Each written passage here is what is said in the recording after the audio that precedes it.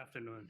I will try to make this as palatable as possible for this. We're not going to cover all of the advancements. We're going to try to keep it to the basics. Um, no disclosures.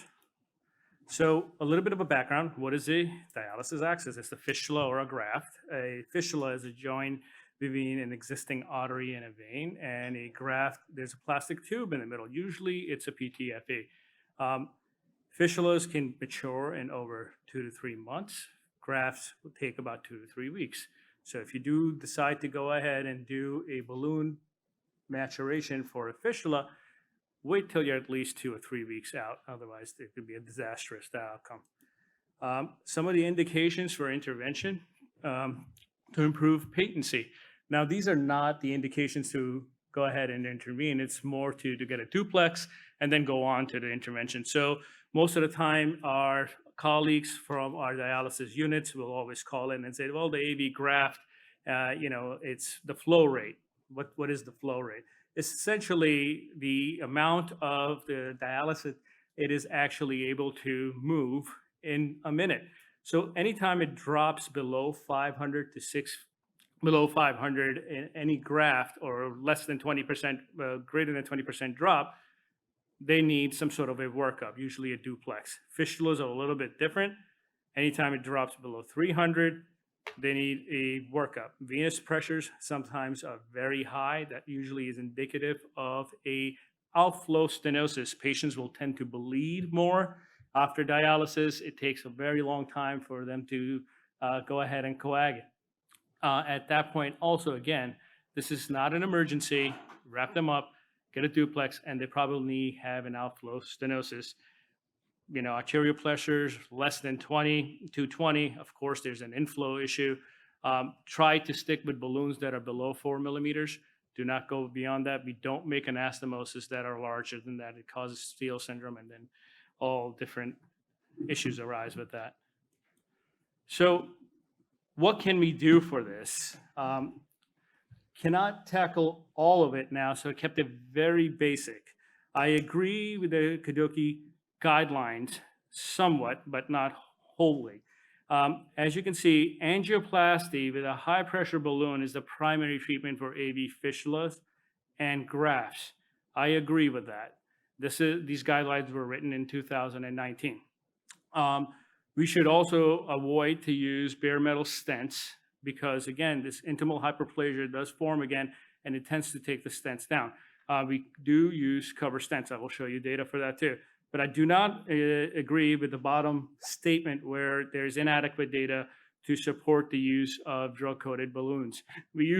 Now these days, we do use that quite a bit, and I will show you data for that too, and we'll just focus on this. First, the graft. This is a paper from 2010 from New England Journal of Medicine where it shows a stent graft did a lot better than repeated angioplasty for patency. As you can see here, most of the time the stent grafts that were used at the time were flare stents, and now we mostly use Viabonds. So how do you size the Viabond? This is an outflow stenosis. As you can see, there's the axillary artery, and there's your graft or a fistula.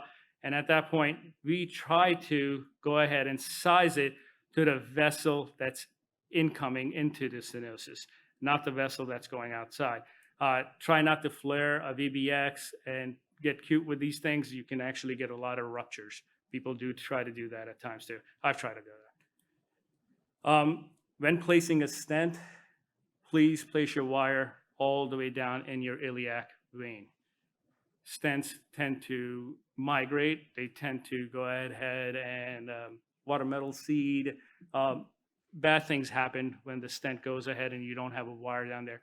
If you do have a wire, you can always go ahead, go from the groin and retrieve them or endo-trash them. I would recommend retrieving them. Again, if you trash them, then you have to go ahead and report it to the state. So what about this statement? Inadequate evidence for balloons with drug-coated technology. I will only cover the only trial that's randomized in the US. It's the IMPACT AV trial. It clearly shows the target lesion patency is 52%.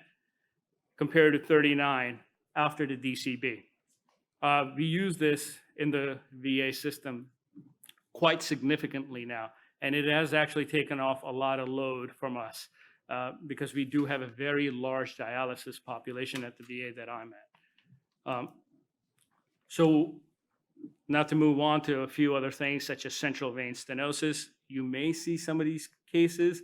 This is a horrific picture. You may be able to pass the wire through. Again, get the wire down to the iliacs. If you do try to stent this lesion, do not place a covered stent because obviously you will go ahead and take out all the other tributaries that are feeding out. What happens when there is significant amount of central venous stenosis? Sometimes when the patient comes to see you, or if they're clogged or they have high pressures, they may have something called a hero graft. We use this because of lower infection rates. The patency is horrible. So yes, they do show up in the lab clogged. It's very simple to fix. TPA, push everything out through the distal end. And most of the time you can save these if you go ahead and intervene in the first 5 days. Putting these in, it's a very difficult process for the vascular surgeons in the room. It's a 19 French sheath. You're obviously shoving the sheath through a stenosis. So this is something we did at our VA. I apologize for this. The graphics, they're not very, this is the best Justin could draw. So this is actually a unique idea. We used to take the GORE Hybrid Graft. It's essentially a Viabond at the end of a graft that can be sutured onto the artery. And we were actually, it's only 7 French. You can thread it through much easily rather than 19 French. You're not worried about going ahead and giving somebody a cardiac tamponade, things of that sort. And you now have a very nice graft system. Unfortunately, our friends at GORE decided not to make this anymore. So now we're stuck with the hero grafts again. This is pretty much it. If you have any questions, I'll take them. Yeah. Oh. What are those considerations that you take in place when you are thinking about putting stent and fistula? Which then where you would say, I would never stent this segment of the fistula, and then it's always confusing to me whether or not we should stent this subclavian for central stenosis. Mm-hmm. I mean, you show a couple of cases where you stented it, and some people can say never stent that segment because it's gonna fracture and do it. So always confused what should we do. Yeah. You can always go ahead and stent the subclavians as far as they're going across like this. When it starts turning, going to the cava, try not to, because essentially what's going to happen is sooner or later it's going to be like a T-bone because you're going to come from the other side too, right? When one side dialysis access is burnt, we're going to go to the other side, and they're probably going to get the same exact issue there. And remember, 50% of these patients have central venous stenosis because they've had catheters. This is something you may not see, right? So manage them very carefully. Think about our targets later on. Most of our patients in the VA now sometimes get stuck with the stuff in the groin, and we're doing grafts from here to here, trying to find anything to sew to. So it's a very difficult situation to deal with.